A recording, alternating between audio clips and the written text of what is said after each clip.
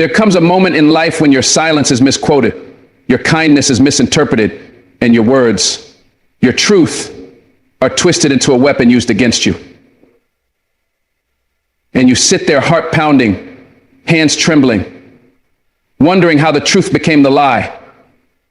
You weren't trying to hurt anyone. You weren't trying to start a war. You were simply trying to be heard, to be understood. But somehow they made you the villain in a story you never wrote. It's a brutal feeling when someone plays games with your words like they're pieces on a chessboard, moving them out of place, out of context, and out of truth. And you're left picking up pieces of a conversation that never really happened the way they claim it did. But listen to me. You are not crazy. You are not weak. You are not the problem for speaking from your heart. Today, we're going to talk about how to stand your ground when your voice is under attack. We're going to talk about clarity, power, and holding on to your truth, even when they try to twist it, because they might bend your words, but they will not break your spirit. Let's talk. You ever notice how they smile when you start to lose your temper? That little smirk they give when your voice starts to rise?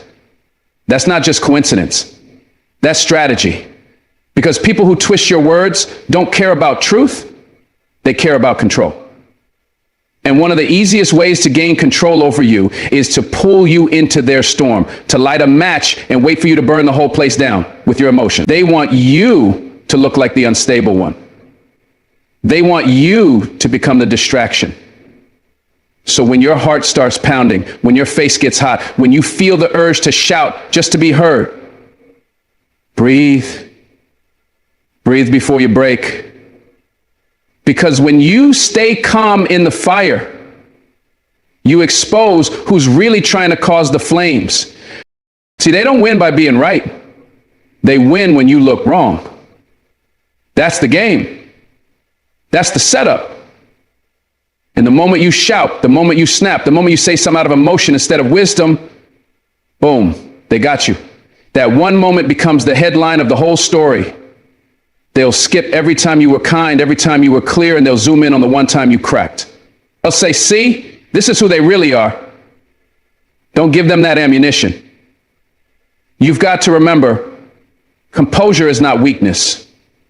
It's discipline. It's armor. And in a world full of manipulation, your calm is your protection. Let them yell, let them accuse. You just keep your truth steady and your voice low. Stillness screams louder than chaos ever could. And I know how hard it is. When someone's lying about what you said, twisting your words to paint you in the worst light, it feels like a direct hit to your soul. It's not just disrespect, it's betrayal. Because you trusted them enough to speak, you let your guard down enough to be honest, and now they're using your own words like knives against you. Of course you want to defend yourself. Of course you want to scream, that's not what I meant. But here's the hard truth. You can't defend yourself properly when you're in emotional survival mode. You'll end up saying things you regret, and they'll use those moments to rewrite the whole story. So instead of fighting with fire, fight with poise. Let your restraint speak for you. Staying calm doesn't mean you're okay with what they did. It doesn't mean you're backing down. It means you're refusing to give them the reaction they crave. You're choosing to stay grounded in your truth instead of being dragged into a circus of lies. It takes power to pause. It takes strength to hold back your tongue. But the moment you do, you shift the power dynamic. You stop playing by their rules. They can twist your words all they want, but they can't twist your silence, your peace, your unshaken spirit. That calm presence becomes unsettling to them because they can't manipulate what they can't control. There's something powerful about a person who can be fully aware of the disrespect, fully aware of the betrayal, and still choose to move with grace. That kind of person becomes dangerous to manipulators because you're not reacting on impulse. You're responding with intention. And manipulators can't function without your chaos. Your anger fuels their narrative. Your meltdown becomes their evidence. But when you stay calm, when you don't flinch, when you don't stutter, you become unpredictable. And that unpredictability makes them nervous because now they don't know what move to make next. They've lost control of the conversation and you've gained control of your power. But let's not pretend it's easy. Let's not pretend calm comes naturally when your name is being dragged through the mud.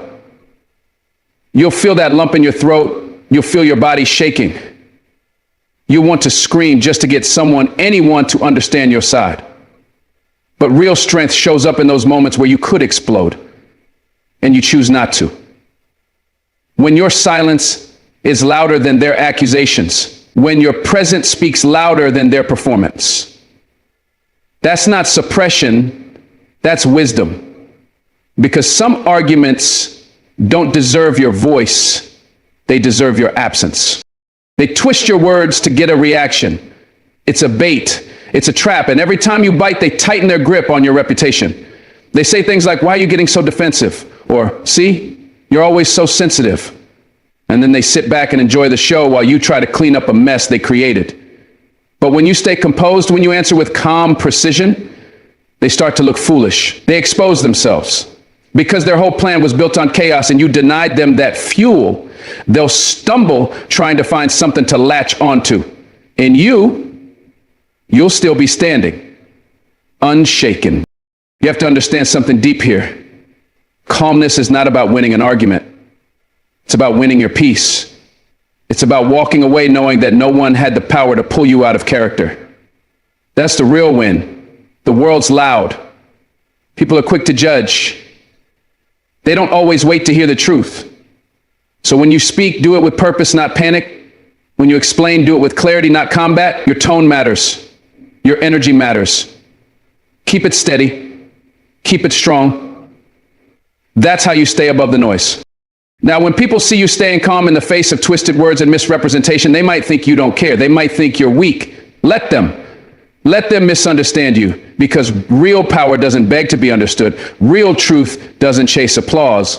It stands on its own. And when all the dust settles, when the noise dies down, people will remember how you handled yourself. Not what they said about you, but how you responded.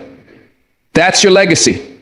Not the rumors, not the lies, but the strength you showed when it would have been easier to snap. So the next time someone tries to twist your words, tries to gaslight you, tries to turn people against you using your own voice, don't fall for it. Don't rise to the bait. Stand still. Speak once, clearly.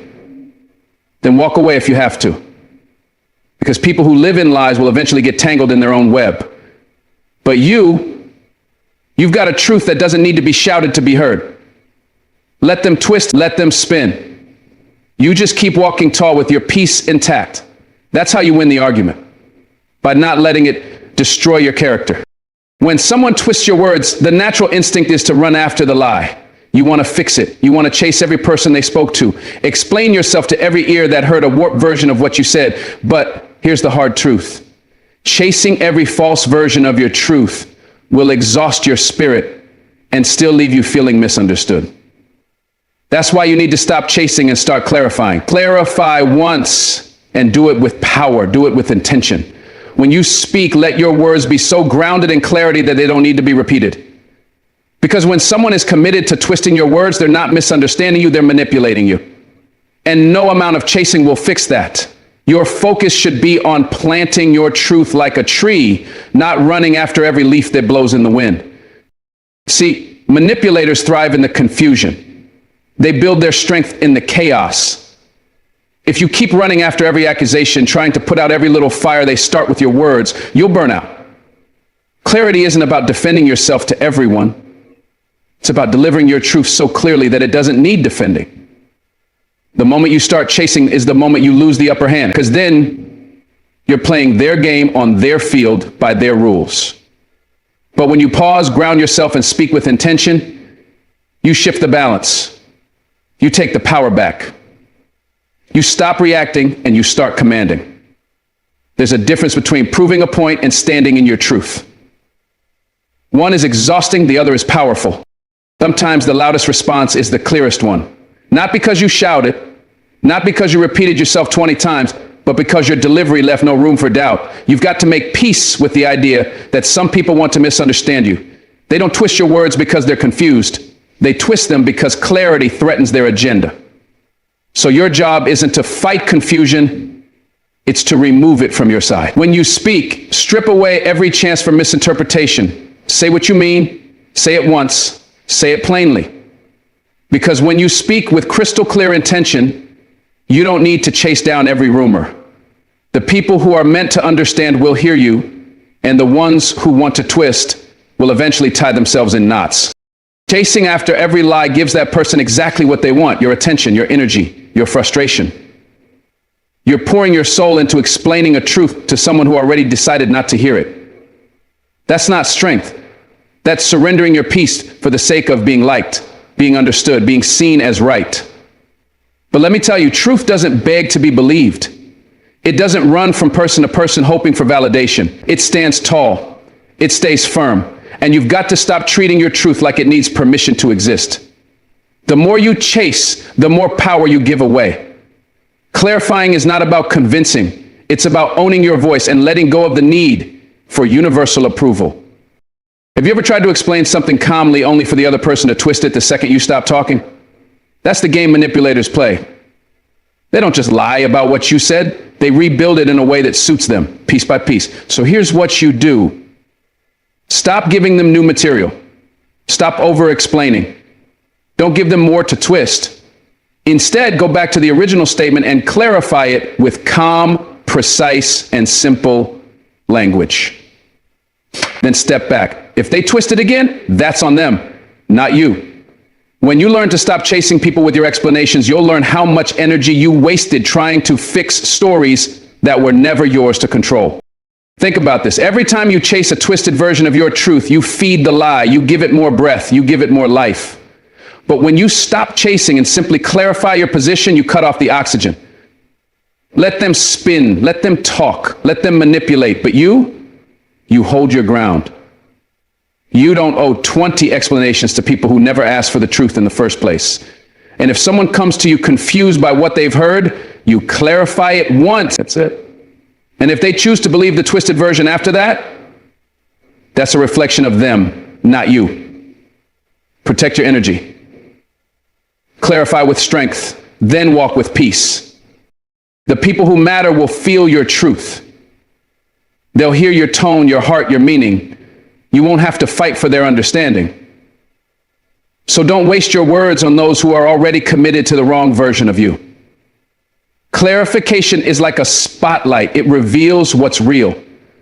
And once you've turned that light on, it's not your job to chase people into the shadows where they've chosen to hide. Let your clarification be the full stop at the end of the sentence. Not a comma, not an invitation, not a plea, a period. Let that be enough. Let it stand without needing to argue it. In every room they carry your name into, there is a kind of peace that comes when you finally realize you don't have to explain yourself to stay in integrity. Clarifying is for your conscience, not for their approval. It's for your growth, not their manipulation. And once you've said what needed to be said, you don't owe anyone a follow-up performance. This isn't a debate. This isn't a campaign. It's your truth. And when you clarify with confidence, you don't just protect your peace. You build a foundation that no lie can crack. Stand on that. Speak from that. And when they try to twist you again, they'll find nothing loose enough to bend, because your words are rooted and your truth is settled.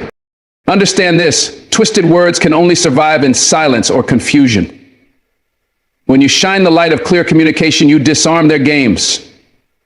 But that light doesn't need to follow them into every corner. Shine it once, shine it strong, and let it stay where it belongs, with you. Let them wander in their confusion. You've got better things to do than chase ghosts. You've got a life to live, a purpose to fulfill, and peace to protect. Clarify. Then stop. Because the more you chase, the further you drift from yourself. But the more you stand in clarity, the closer you stay to your truth. And that is where your real power lives. So the next time someone twists your words, don't run after them trying to unravel the lie. Go back to what you said. Make it clear, make it firm, and then be still. You don't need to chase down the misunderstanding. You just need to speak with such truth that it cannot be moved. People who want to believe the lie will ignore the truth no matter how loud you scream it. But the people meant to walk with you, they'll see it, they'll feel it, and they'll never need to be convinced. So speak once, clarify with courage, and then let the storm pass around you. You are not here to chase, you are here to lead. And leaders don't run after confusion. They stand in truth. They stand in strength. And so will you.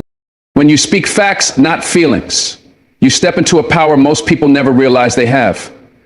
See, feelings are fleeting. They change with time, mood, circumstances, and even how much sleep you got the night before.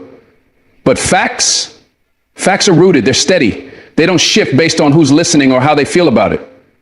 When you walk into a conversation or confrontation based purely on how you feel, it can be dismissed. People will say that's just your opinion or you're overreacting, and they'll shut you down before you even make your point. But when you speak from facts, you give them something undeniable. Something that has weight. People can argue with opinions all day long, but the moment you lay out truth, you shift the dynamic. You stop feeding emotion and start commanding attention. And that doesn't mean you're cold or unfeeling. It means you're focused. It means you're driven by what's real, not by what's reactive. When you remove emotion from the equation and stand on facts, you protect your credibility. You don't sound like someone who's just venting. You sound like someone who came with receipts. And in a world full of noise, that clarity makes you dangerous in the best possible way. Now, don't get it twisted. Feelings are valid. Your emotions are signals, indicators of what matters to you, and they shouldn't be ignored. But when you let them drive the entire conversation, you risk becoming unstable in your delivery. People often tune out when emotions run too high, even if the message is important. That's why channeling those feelings through facts is key. You want to be heard, not dismissed. You want to be respected, not pitied. Speaking facts doesn't mean you don't feel anything. It means you've taken the time to sit with your emotions, understand them, and translate them into something concrete. That's discipline. That's control. That's emotional maturity. Imagine calling someone out and instead of saying, I feel like you don't care about me, you say, over the last 3 months, you've canceled every plan we made and never followed up. That's a pattern, not a feeling. That hits different. That hits hard. Because now it's not just your interpretation, it's evidence.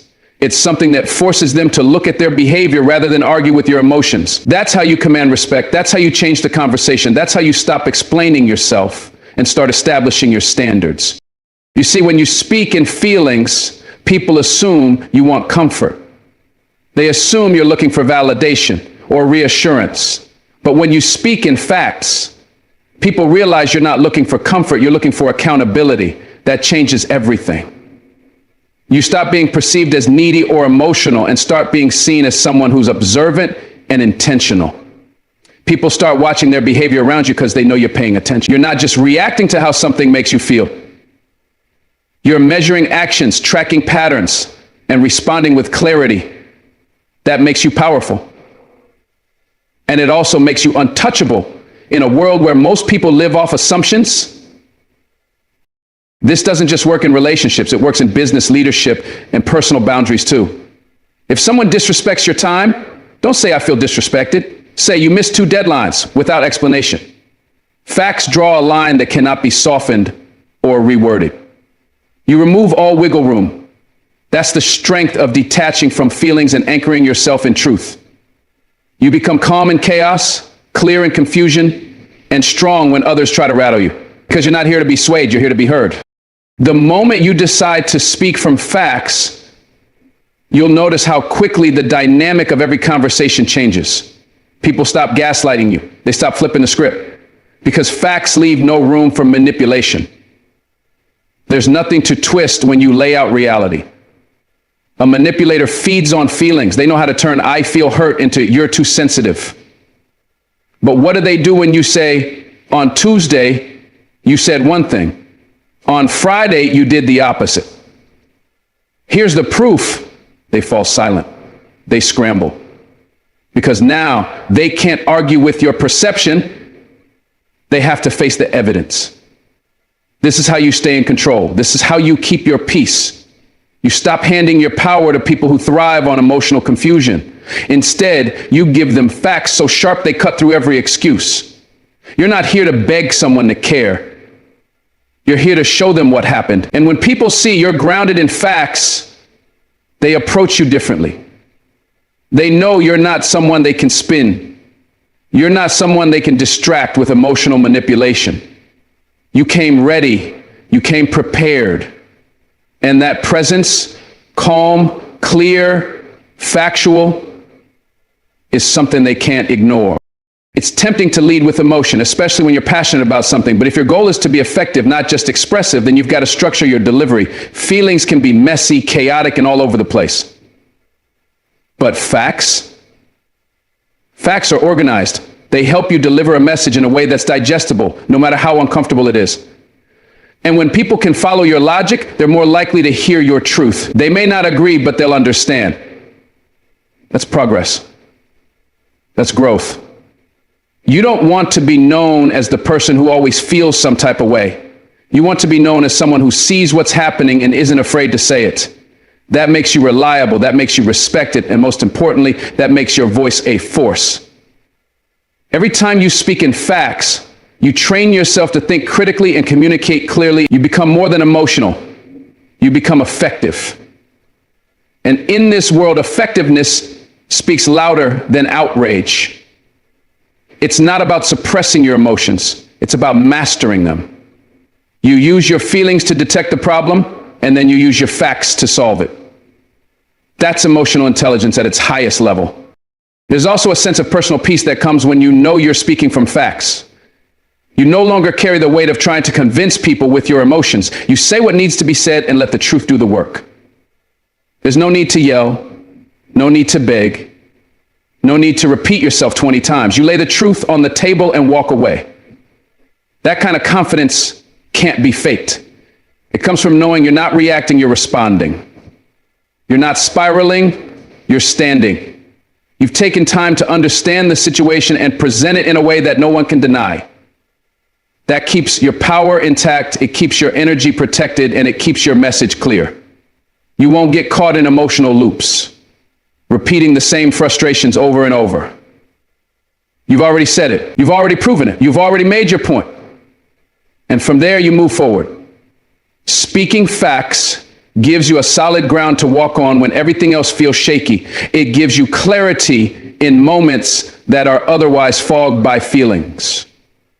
And once you feel that stability, you'll never want to go back to emotional guessing games again. It also teaches people how to approach you. When you speak with facts, you signal to others that they need to come correct. You're not someone who tolerates vague excuses or emotional baiting. You're someone who values accountability, precision, and truth. And people notice that. They may not say it out loud, but they'll adjust. They'll become more careful with their words. They'll start double checking their stories. Why? Because they know you're not the one to try nonsense on. You've got too much awareness, too much evidence, too much discipline. And that earns respect even in silence. You don't have to flex. You don't have to be loud. Your clarity does the heavy lifting for you. And eventually your reputation will speak louder than your emotions ever could. People will know you're not someone who jumps to conclusions, but you're also not someone who lets things slide. You move from a place of wisdom, not impulse. That's a rare energy, and it attracts the right people while repelling the ones who can't handle accountability. And that's exactly what you want. You want to be surrounded by people who speak in truth, not in manipulation. When you stop speaking from feelings and start speaking from facts, you also improve your self-perception. You begin to trust yourself more. You don't second guess what you saw or what you know to be true. You don't gaslight yourself into thinking you're overreacting. You start to build confidence in your ability to observe, analyze, and speak with precision. That's an internal shift that nobody can take from you. Because now you're not just emotionally aware, you're logically sound. You start recognizing patterns faster. You start identifying red flags sooner. And when you confront someone, you don't feel nervous or anxious. You feel ready. You don't walk into that conversation hoping for understanding. You walk in knowing that you're bringing truth, whether they accept it or not. That inner clarity bleeds into every part of your life. You start making better decisions. You start cutting off what no longer serves you with no guilt. Because now your choices are backed by evidence, not emotion. You stop staying in situations out of fear, and you start moving based on facts. That's how you gain control over your life. That's how you reclaim your voice in a world that often tries to silence it with confusion. Even when the facts hurt, they still serve you better than comforting emotions ever could. Because facts lead you to action. They wake you up. They don't sugarcoat reality. They sharpen it. And in that sharpness, you find direction. Emotion might keep you stuck in a cycle, wondering, questioning, hoping. But facts will show you exactly what needs to change. And once you see it clearly, you can't unsee it. That's where transformation begins. When you stop saying, I feel disrespected, and start saying, you've lied to me 3 times in 2 weeks, you're no longer in the emotional weeds. You're in the clarity that brings change. It may be painful, but it's honest. And honesty will always move you forward faster than wishful thinking ever could. That's why speaking facts isn't about being cold. It's about being clear. You care enough about yourself to deal in truth, not illusions. And that commitment to clarity builds strength that no emotional roller coaster can compete with. You're not just surviving situations anymore. You're understanding them, confronting them, and rising above them.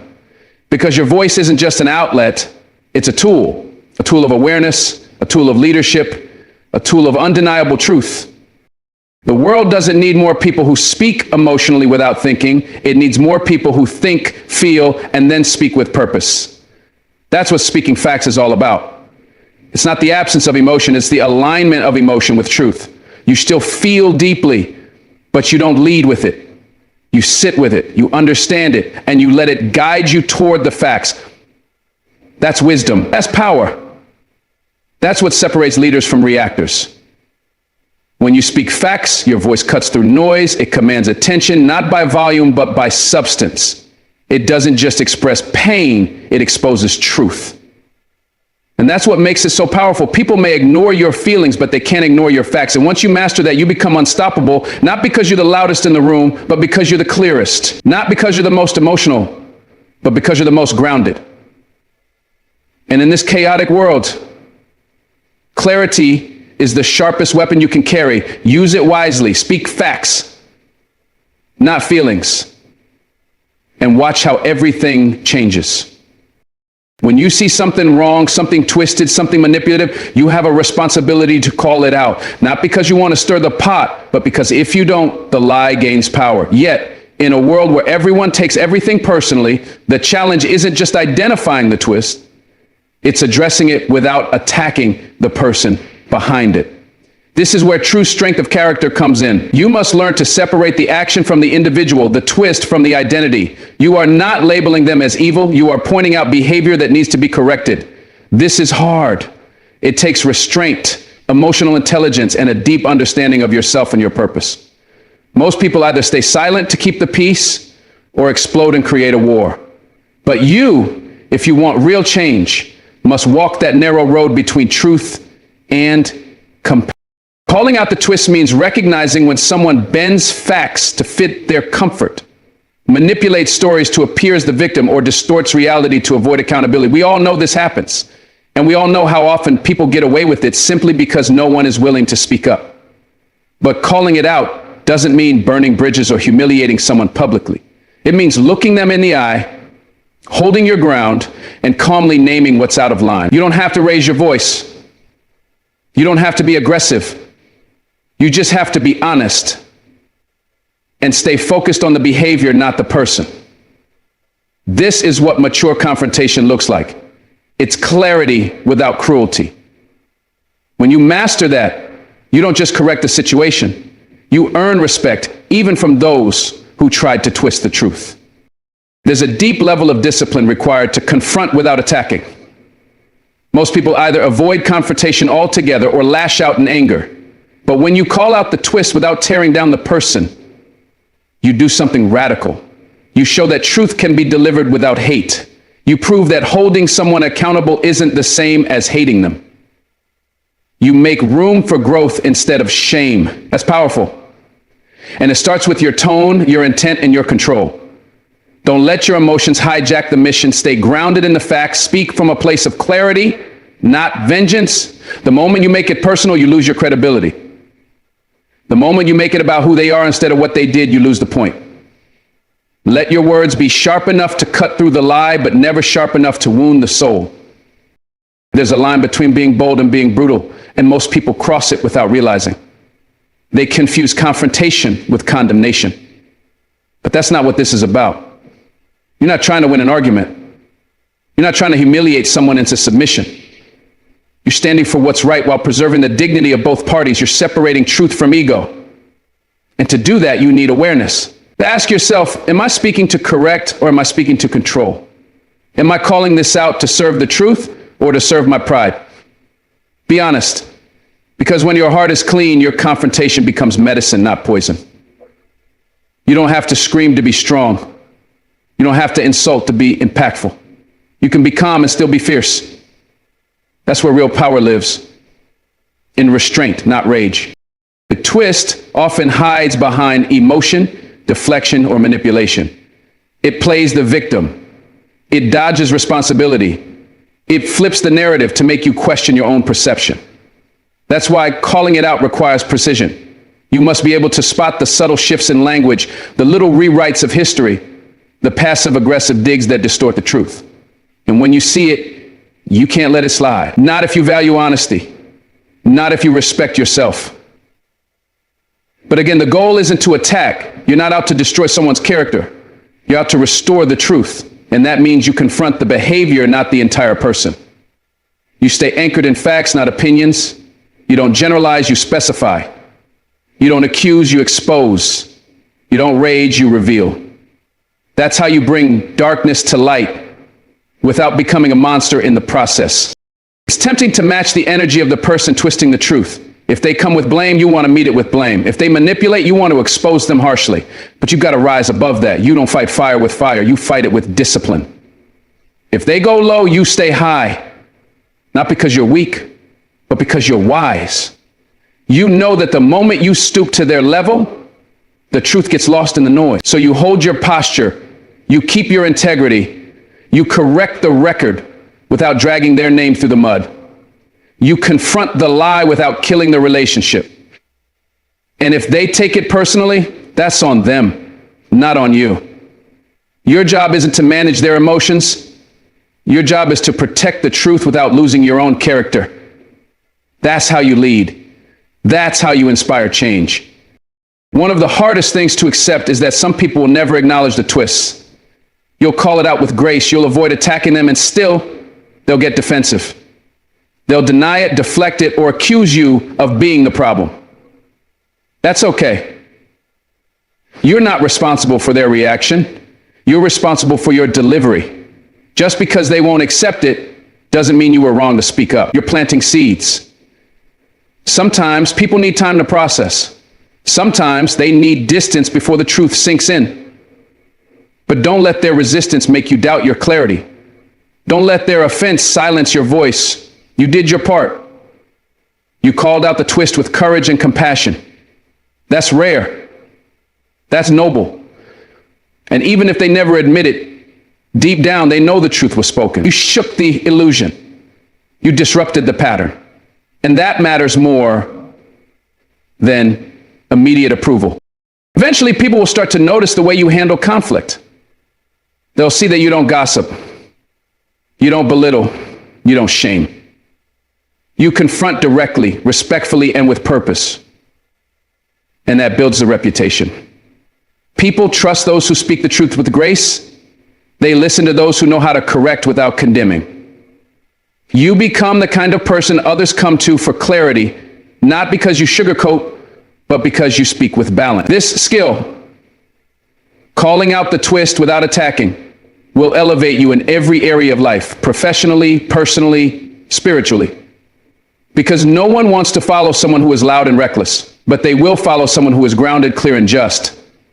So practice the art, sharpen your discernment, tame your tongue, speak truth boldly but with care. And remember, it's not about being right, it's about being righteous. That's how you create impact without leaving destruction in your wake. When it comes to conflict, especially the kind that hits close to home, emotions can cloud judgment fast. You're hurt, angry, disappointed, and you want to react.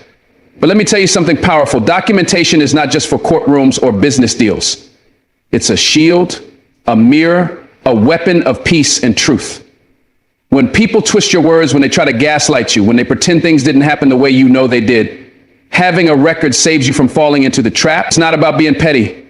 It's about being prepared. Start writing things down. Keep voice notes if you have to. Save messages, record events while they're fresh. Don't think, oh, I'll remember it later. You won't. Time softens details, but the written word doesn't lie. Your future self will thank you. And sometimes just knowing you've documented the truth gives you the peace to walk away gracefully. In personal relationships, people don't expect you to document things. That's why it's so powerful. When someone constantly rewrites history, turns every confrontation into a blame game, or makes you question your own reality, having proof, even for yourself, is a lifeline. You're not keeping score, you're keeping clarity. There will be moments when someone says, I never said that, or that's not what I meant. And without documentation, you're left standing in a fog of doubt. But if you've written it down, saved the text, or journaled the conversation, you won't be shaken. This isn't about revenge, it's about remembrance. You're guarding your mind, your emotions, your truth. In the middle of chaos, a written timeline becomes your compass. It reminds you that you're not crazy, that your perception is valid. And when the world tries to gaslight you into silence, your records will be your voice. Calm, clear, unshakable. Now, some people will try to make you feel guilty for keeping records. They'll say, why are you being so calculated? Or don't you trust me? But let me ask you this. Should trust require you to erase your memory? Should love ask you to ignore repeated patterns of harm? Absolutely not. People who fear accountability often label preparation as paranoia. Don't let that shame tactic work on you. When you document things, you're not building a case, you're building your awareness. You've shown yourself what's really happening over time, because emotional manipulation thrives in isolation and confusion. But documentation connects the dots. You'll start to see the patterns, the lies, the shifts, the cycles. It won't just be a feeling anymore, it'll be a timeline. And once you see the pattern, you can't unsee it. You'll know when it's time to walk away, not just because you're hurt, but because the facts are there to back up your peace. There's a kind of quiet strength in being able to recall the truth without the heat of emotion. When you document everything, you take the drama out of the story and replace it with clarity. You're no longer reacting, you're responding. Imagine someone confronting you, twisting what happened, trying to play the victim. You don't need to argue. You simply refer back to the facts. You stay grounded. That's what documentation gives you, emotional stability in the face of emotional chaos. You don't have to prove yourself to anyone. The records speak for themselves, and even if no one else sees them, even if you never use them in a confrontation, just knowing you have the truth brings power. That notebook, that email trail, those journal entries, they become anchors. Anchors in a storm of confusion. Anchors that keep your truth intact when others try to tear it apart. You're not keeping receipts out of spite. You're keeping your sanity. Sometimes we forget the details of what we endured because our mind protects us by hiding the pain. But healing doesn't come from forgetting. It comes from understanding. And documentation helps you understand. You look back at those notes and realize, wow, I minimized this. I accepted this. I kept making excuses for this. That's when healing starts. When you stop pretending it wasn't that bad, when you stop letting people off the hook in your memory, your documentation becomes your reality check. It shows you what you tolerated, how often it happened, and what patterns you kept walking into. That's not weakness, that's wisdom. That's how you grow.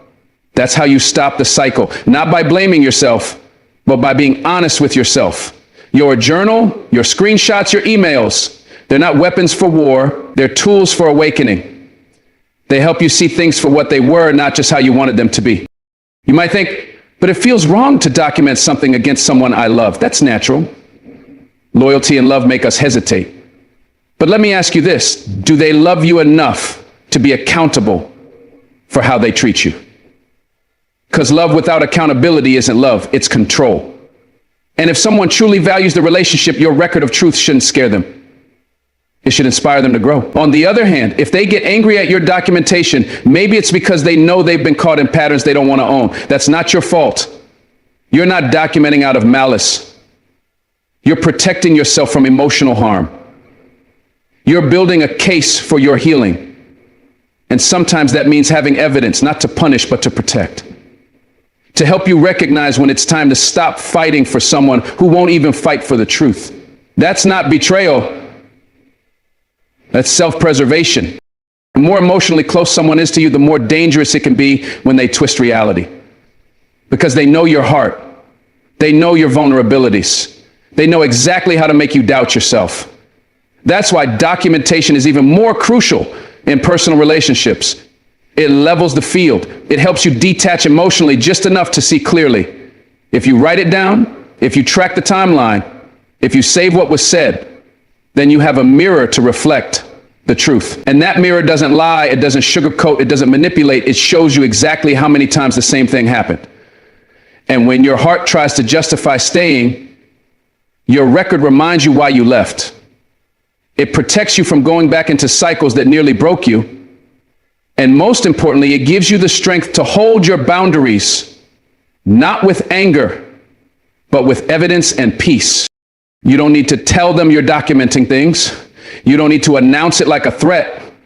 This isn't a game. It's a practice of self-respect. You're building a record not to destroy them, but to protect yourself from being destroyed emotionally.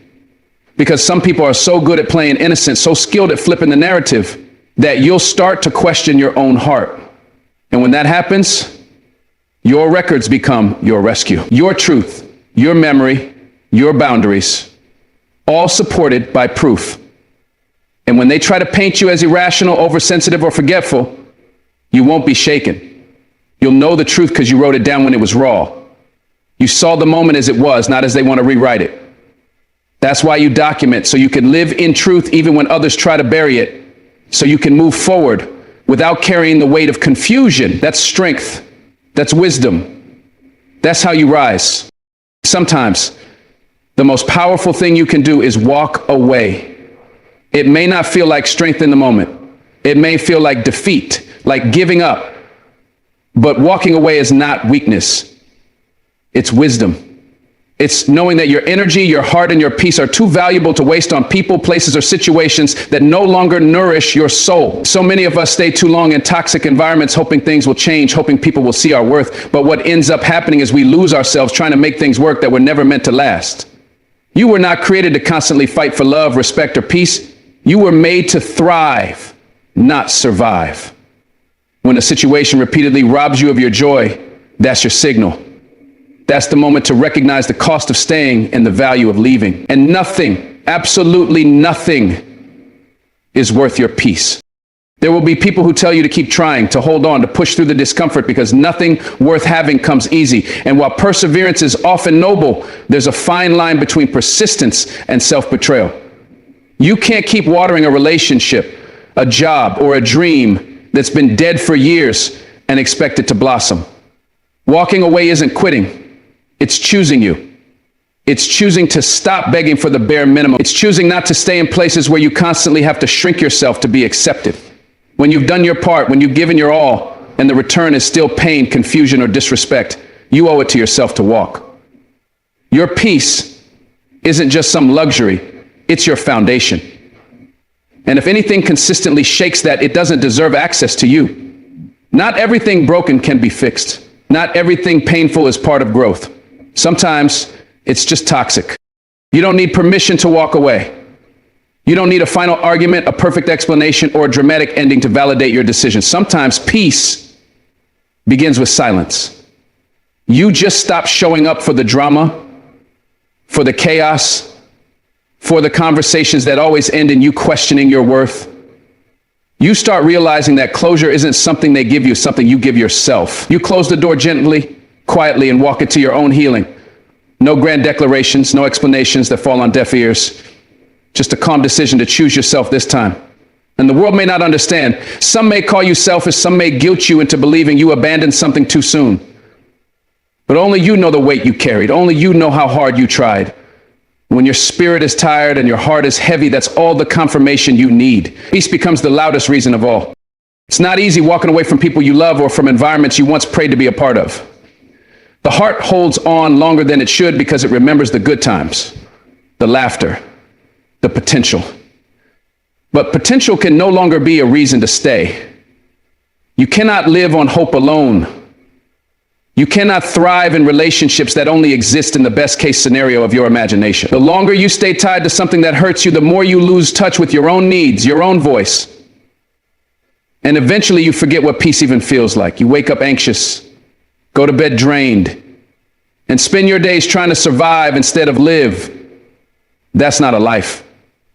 That's a slow surrender. You were not made to constantly justify your presence. The moment you feel like you're begging for love, begging for clarity, or begging for respect, you're already giving too much of yourself. Sometimes you stay because of fear. Fear of the unknown, fear of being alone, fear that maybe this is the best you'll ever have. That fear is a liar. It whispers that you'll be empty without them, that your future without this job or this friendship is uncertain. And it's right, your future is uncertain, but it's also full of possibilities. Peace doesn't come from certainty. It comes from alignment, and you'll never find alignment in a place that demands your silence, your compliance, or your pain. The discomfort of walking away is temporary. The regret of staying too long, that can last years. The bravest thing you'll ever do is choose uncertainty over continued pain. The peace that waits on the other side of that decision is deeper than any temporary comfort you think you're holding on to. You are not walking away into emptiness. You're walking away into clarity, into wholeness, into a version of yourself that knows her worth. When you finally walk away, you'll realize how heavy it all was. The constant emotional labor, the overthinking, the justifications, the cycles of conflict and apology. When you leave, you'll start to breathe again. You'll remember what it feels like to laugh without guilt, to sleep without anxiety, to live without walking on eggshells. That's what peace gives you. It returns you to yourself. And the beautiful part is you won't need to announce your healing. It will show in how you move, how you speak, and how you protect your energy. Peace doesn't need to be broadcasted. It just radiates. And the people who were used to you being broken, dependent, or small, they may not recognize you anymore. That's okay. You're not walking away to hurt them. You're walking away to heal you. And healing, though painful at first, is always worth it. One day you'll look back and wonder why you stayed so long. Don't wait for it to get worse before you give yourself permission to leave. You don't have to be completely destroyed before you make a different choice. Your peace is not a reward you earn after you've suffered enough. It's something you're allowed to claim simply because you're alive. You are allowed to outgrow relationships that no longer serve you. You are allowed to change your mind. You are allowed to prioritize your emotional well-being.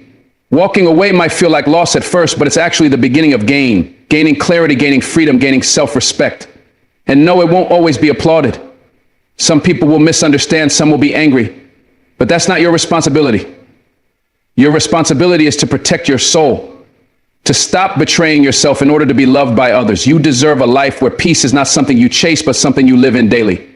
That life starts when you walk away. The truth is, peace feels unfamiliar when you've lived in chaos for so long. It might feel boring at first. You may even miss the highs and lows, the emotional roller coasters. That's not love. That's trauma bonding. Peace is steady, it's quiet, it's consistent. It allows you to rest instead of brace for impact. And the more you walk in peace, the more you'll recognize how unnatural the chaos really was. You'll stop romanticizing dysfunction. You'll stop tolerating relationships that drain you. You'll start noticing how your body relaxes in safe spaces, how your mind gets clearer, how your soul feels lighter. That's when you know you made the right choice. Walking away wasn't failure, it was a declaration. A statement to the world and to yourself that you will no longer settle for pain disguised as love. You'll no longer participate in your own suffering. You chose peace. And that choice will lead you to a life that finally feels like home. When you've been in the fire too long, peace can feel like a foreign land. But let me tell you something from the bottom of my heart. Peace is your home. It's where your soul breathes again. Life will always test you. People will twist your words, challenge your truth, and try to keep you in places that no longer align with your spirit. But you must learn that your voice matters, your boundaries are valid, and your peace is priceless. There comes a moment when arguing isn't worth it anymore. When trying to prove your point to someone committed to misunderstanding you only drains your spirit. That's when you rise above the noise. That's when you stop explaining yourself to those who only listen to respond, not understand. You speak truth without venom. You call out the manipulation without becoming part of the chaos. And when it becomes clear they don't care to hear your heart, you protect it by walking away. Not all battles are meant to be fought. Some are meant to be walked away from. Your dignity is not measured by how long you endure dysfunction, but by how boldly you choose your peace. It takes courage to step back and say, this is no longer for me. It takes strength to let go of situations that once defined your identity, but now only deplete your energy. And it takes wisdom to recognize that love, respect, and clarity should not be begged for. They should be given freely. You don't need to argue with someone who keeps twisting your words to fit their narrative. Let them speak. Let them project. But you move with integrity. You let your actions speak louder than their accusations. Because the truth always outlasts the lie, and peace always outshines the drama. Healing begins the moment you decide you're done betraying yourself to make others comfortable. It begins when you stop fighting to be understood and start standing in your truth, quietly, boldly, without apology. There's nothing weak about walking away. It's one of the most powerful moves you'll ever make, because when you walk away from chaos, you're walking toward peace. When you stop engaging with toxicity, you're honoring your worth. And when you no longer let someone's twisted version of you dictate your value, you reclaim your identity. That's what this is all about. Not revenge, not ego, but freedom. Freedom to live a life where you don't have to keep explaining, defending, or surviving. Just being. So keep your head high, your spirit grounded, and your peace protected.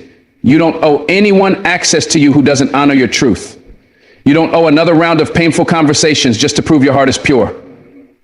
You owe yourself peace. You owe yourself joy. You owe yourself the freedom to walk away and not look back. Thank you for being here. Thank you for choosing yourself. And above all, may God bless you, protect your heart, and guide your steps toward a life that finally feels like peace.